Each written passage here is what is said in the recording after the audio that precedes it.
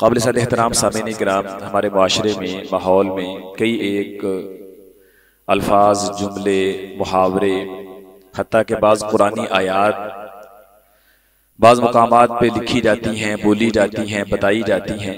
लोग उन्हें अपने तारुफ और स्टेटस के तौर पे भी नुमायां करते हैं, ये बताने के लिए कि हमारा तर्ज ज़िंदगी, तर्ज अमल इस आयत, इस मुहावरे, इस जुमले के मुताबिक है।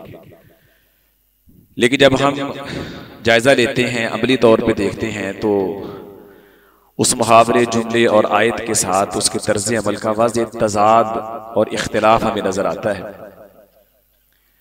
ऐसी ही आयात में से एक आयत यही है जो मैंने आपके सामने तिलावत की है, इय्याका नअबुदु व इय्याका नस्तईन। कि अल्लाह तेरी ही हम इबादत करते हैं और तुझ ही से हम मदद मांगते हैं। आप जाते हुए कई दुकानों पे, मार्केटों में देखेंगे कि ये आयत ऊपर नुमाया तौर पे लिखी होती है।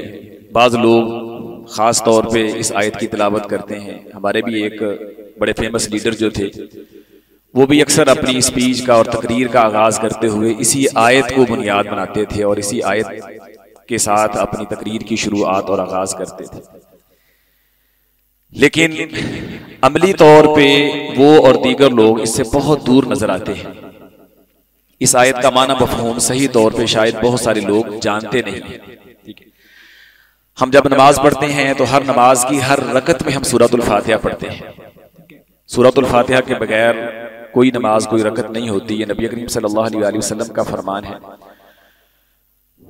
इस हवाले से जो सूरतुल फातिहा है बड़ी अहमियत और बड़ी फजीलत वाली सूरत है।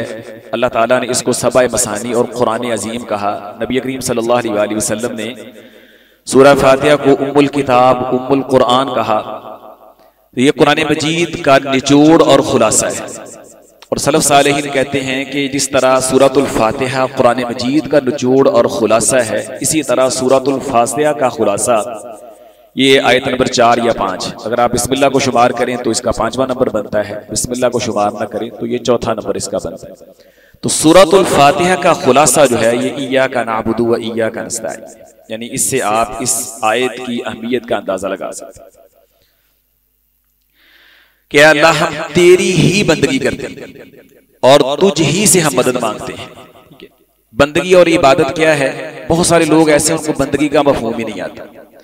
बंदगी और इबादत किसी की ये है कि किसी जात को गैबी ताकतों का मरकज मानते हुए, गैबी ताकतों और कुव्वतों का मालिक मानते हुए, उससे इंतहा दर्जे की मोहब्बत करते हुए, उसके सामने इंतहा दर्जे की आजिज़ी और इनकिसार करना और उससे डरते और खौफ खाते रहना, ये इबादत का एक मफहूम बाज़ अहले इल्म ने बयान किया।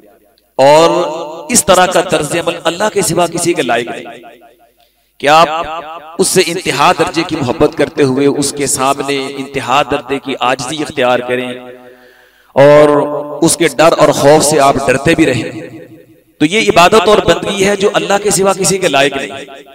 अगर बंदा इस अंदाज का तर्ज अमल किसी और के लिए इख्तियार करता है तो वो गोया उसकी बंदगी इख्तियार करता है। हालांकि इस्लाम ने आकर के हमें दुनिया के तमाम लोगों से, तमाम चीजों से हमें आजाद कर दिया। हकीकी आजादी, हुर्रियत हमें इस्लाम ने दी। अब बंदा अगर खुद को किसी का गुलाम बना रहे और उसके सामने वही मरासम बजा लाए जो अल्लाह के लिए बजा लाए जाते हैं, तो वो उसकी बंदगी कर रहा है। और ये इतना बड़ा जुर्म है जो अल्लाह को कतल गवारा नहीं।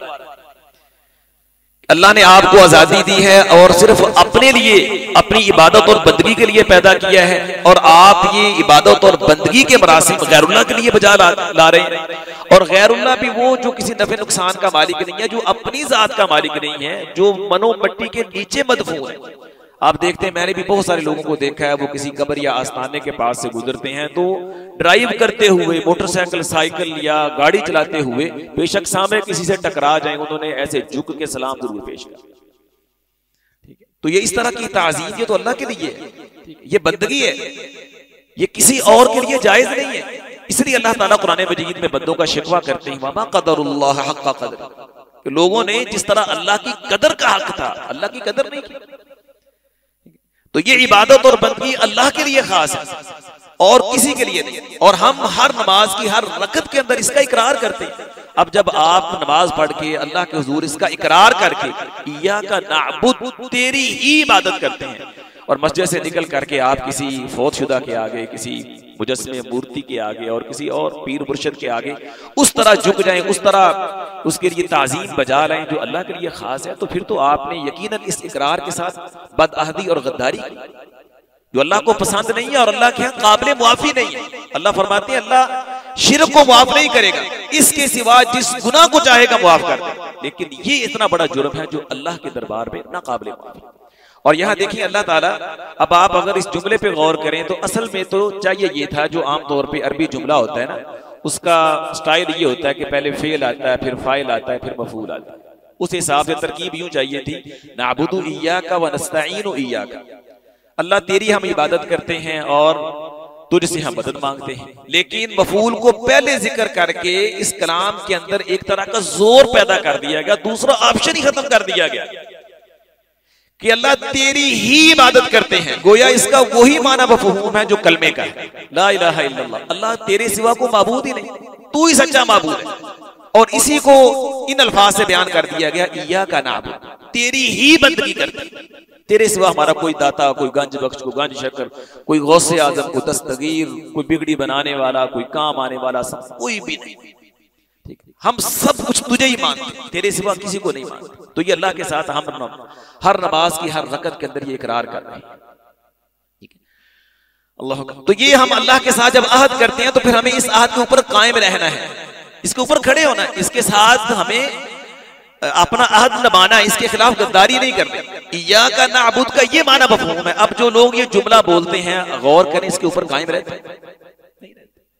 व इय्याका नस्तईन, अल्लाह तुझ ही से हम मदद चाहते हैं, अल्लाह से इस्तिआनत है। पहले अल्लाह ताला से हमने ये अहद किया अल्लाह तेरी ही बंदगी करते हैं, गोया अपना अमल अल्लाह की बारगाह में पेश किया। अल्लाह हमारा किरदार ये है कि तेरे सिवा किसी को सच्चा माबूद नहीं मानते। अब इसकी बुनियाद पे, अपने इस नेक अमल की बुनियाद पे अल्लाह तेरे से इल्तिजा करते हैं, तू हमारी मदद फरमा। ठीक, अल्लाह हमारा मददगार तू ही है।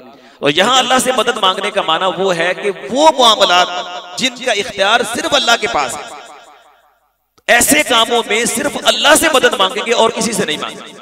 आप डॉक्टर से दवाई ले सकते हैं, शिफा नहीं ले सकते। आप किसी को पैसे दे सकते हैं, उसको गनी नहीं बना सकते। आप किसी से पैसे छीन सकते हैं, उसको फकीर नहीं कर सकते। आप कुव्वत, ताकत, वसाइल, फौज, अफराद के साथ किसी की मदद कर सकते हैं, उसको शिकस्त तो फतह से दो चार नहीं कर सकते। शिकस्त और फतह अल्लाह के हाथ में। तो ये वो चीजें हैं जो अल्लाह के इख्तियार में है। ऐसे मामलात में, ऐसे कामों में सिर्फ अल्लाह से मदद मांगी जाएगी। बाकी अल्लाह ताला ने जो इख्तियार असबाब अपने बंदों को अता कर दिए हैं, उनमें एक दूसरे से मदद मांगना वो इस आयत के खिलाफ नहीं, क्योंकि वो अल्लाह ताला खुद फरमाते हैं वतआवनु अलल बिर्रि वत्तक़वा वला तआवनु अलल इस्मि वल उद्वान, नेकी और भलाई के कामों में एक दूसरे का ताअवुन करो और गुनाह और ज्यादती के कामों में एक दूसरे के साथ ताअवुन ना करो। तो ये इस आयत का एक मुख्तसर मफ़हूम मैंने आपके सामने रखा है कि ए अल्लाह हम तेरी ही इबादत करते हैं और तुझ ही से हम मदद मांगते हैं। ठीक है, और बंदा ये जुमला कहते हुए गोया पूरे इस्लाम की रूह को ताजा कर देता है।